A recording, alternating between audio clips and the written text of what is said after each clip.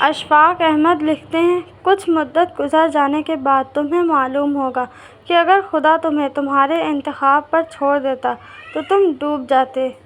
وفا کا تقاضا یہ ہے کہ بندہ سب سے پہلے اپنے رب کے ساتھ مخلص ہو۔ لوگوں نے سمجھایا وقت بدلتا ہے، اور وقت نے سمجھایا لوگ بھی بدلتے ہیں۔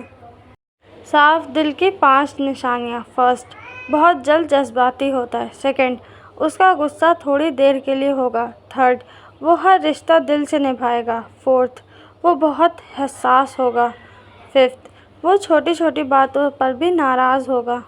جو کنویں سے نکال کر یوسف کو مصر تخت پر بٹھا سکتا ہے، بھروسہ رکھو وہ رب تمہارے غموں کو بھی خوشیوں میں بدل سکتا ہے۔ وہ سب کو ہنسانے والی لڑکی جب خدا سے باتیں کرتی ہے تو رو پڑتی ہے۔ تم جس سے مانگ رہے ہو نا، وہ پوری دنیا کو تمہارے قدموں میں لانے پر قادر ہے۔ کچھ یادیں ایسی ہوتی ہیں جو خوشبو کی طرح ساتھ رہتی ہیں، نہ نظر آتی ہیں نہ ہاتھ آتی ہیں، بس ہر سانس کے ساتھ محسوس ہوتی ہیں۔ وہ ختم قید کی میعاد نہیں کرتا، پر میں بھی زحمت فریاد نہیں کرتا۔ کبھی کبھی تو مجھے اتنا یاد آتا ہے کہ میں پھر بھی ضد میں آ کے اسے یاد نہیں کرتا۔ زندگی میں سب سے مشکل کام ہے خود کو پھر سے خوش کرنا، بالکل ویسے جیسے پہلے ہوا کرتے تھے، بے فکر، بے لوث اور مسکراہٹوں سے بھرے ہوئے۔ سب نے کہا وہیں جاؤ جہاں تمہاری قدر ہے، چنانچہ میں اللہ کی طرف لوٹ گئی۔ لوگوں کے دل آپ صاف نہیں کر سکتے، مگر اپنا دل صاف رکھنا آپ کے اختیار میں ہے۔ تراش لو خود کو اس قدر جہاں میں کہ پانے والے کو ناز ہو اور کھونے والے کو افسوس رہے۔ شام ڈھلتے ہی پرندوں سے کہا ہے میں بھی ایک روز کسی شام کو گھر جاؤں گا۔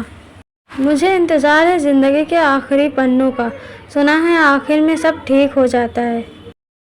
ہم ہی کردار تھے کہانی کے، ہم ہی باہر ہوئے کہانی سے۔ معجزے تو ان کی دعاؤں کے لیے ہوتے ہیں جو اللہ سے مانگ کر پھر کسی سے نہیں مانگتے۔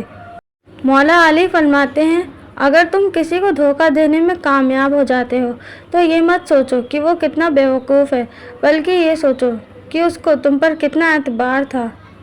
قربانی وہاں دینی چاہیے جہاں اس کی ضرورت ہو۔ دوپہر کے وقت چراغ جلانے سے اندھیرا ختم نہیں ہوتا، چراغ ختم ہو جاتا ہے۔ کیا کرتے ہو؟ انتظار۔ کس چیز کا؟ معجزوں کا۔ معجزے ہوتے ہیں؟ ہاں بالکل۔ اچھا بتاؤ کب ہوگا معجزہ؟ جب میرا اللہ چاہے گا۔ اور اللہ کب چاہے گا؟ جب میرے حق میں بہتر ہوگا۔ اتنا یقین ہے؟ ہاں بالکل، سب سے زیادہ۔ پھر یہ آنکھوں میں آنسو کیسے؟ یہ تو بس ثبوت ہے کہ خدا کا بندہ بہت کمزور ہے اور خدا کے کن کا محتاج ہے۔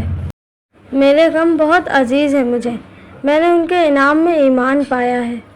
Unfortunately, we live in such a society جن کے آنگن میں امیری کا شجر لگتا ہے، ان کا ہر عیب زمانے کو ہنر لگتا ہے۔ کچھ کتابوں کی رازداری ہم خشک پھولوں کے نام کرتے ہیں۔ زندگی مشکل ہے لیکن یہ مشکل مسلسل نہیں۔ آج بہار آپ کی ہے، بہار مسلسل نہیں۔ زندگی کیا ہے نہ آپ سمجھیں گے نہ ہم۔ چھوڑیں یہ قصے کہانیاں، ہم دونوں بھی مسلسل نہیں۔ جوانی کی عبادت۔ اس سے پہلے کہ مٹی کا بدن خاک بنے، باوضو ہو کر مصلے پر جوانی رکھ دوں۔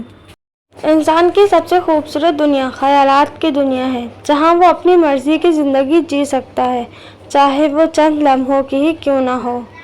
آخر میں سب کچھ جانے دینے کا نام ہی زندگی ہے، پر سب سے زیادہ تکلیف تب ہوتی ہے جب آپ کو الوداع کہنے کا موقع ہی نہ ملے۔ ہم لوگ نیک بننا نہیں، صرف نیک دکھنا اور کہنا چاہتے ہیں، اور یہ منافقت کا سب سے اعلیٰ درجہ ہے۔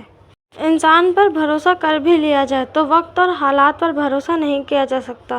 وقت اور حالات وہ چیزیں ہیں جو ہر جذبہ، ہر رشتہ بدل دیتے ہیں۔ درد کتنا بھی ہو، اللہ کے آگے رونے سے سکون میں بدل جاتا ہے۔